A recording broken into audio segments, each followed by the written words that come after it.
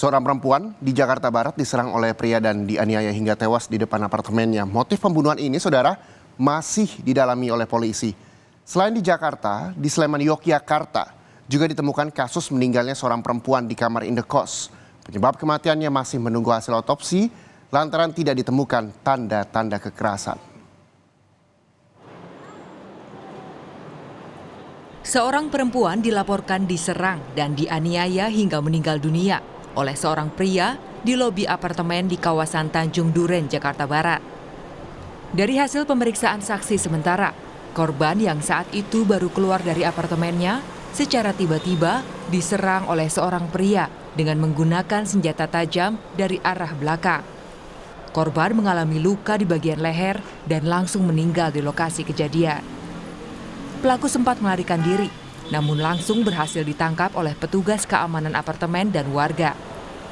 Dari hasil pemeriksaan, motif pelaku masih didalami, lantaran keterangan pelaku masih sering berubah-ubah. Untuk motif ini masih kita dalami, ya, karena untuk pada saat di TKP pun dan saat pendalaman sampai saat ini pun tidak ditemukannya ada barang dari korban yang hilang. Ya, jadi ini mungkin murni memang melakukan tindak pidana pembunuhan atau pasal 338 KUHP. Tapi kita masih ingin mendalami lagi motifnya apa ya, yang membuat pelaku ini sehingga melakukan tindak pidana atau perbuatan kriminal ini. Antara korban dengan pelaku tidak mengenal. Ya, tapi ini tentunya kita harus tetap mendalami, ya, baik itu motif, kemudian apakah memang ada hubungan kekerabatan atau mungkin korban saling mengenal, ya ini kita harus pastikan kembali berdasarkan fakta. Sementara di Sleman, Yogyakarta, seorang perempuan ditemukan meninggal dunia di kamar indekosnya. Jenazah korban pertama kali ditemukan oleh pemilik indekos yang curiga karena korban tak berangkat kerja. Saat dibuka pintu kamarnya, korban ditemukan telah meninggal dunia. Dari hasil penyelidikan awal di lokasi penemuan jenazah, polisi tidak menemukan tanda-tanda kekerasan fisik di tubuh korban.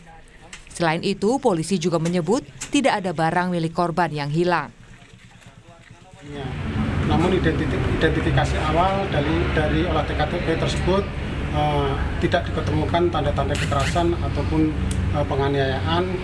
Terus kemudian dari jenazah yang kita temukan pun tidak.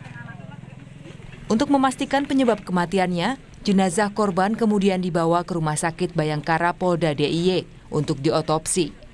Dari informasi pihak keluarga, korban selama ini dalam kondisi sehat. Bahkan menurut rencana, bulan depan akan melangsungkan pernikahan.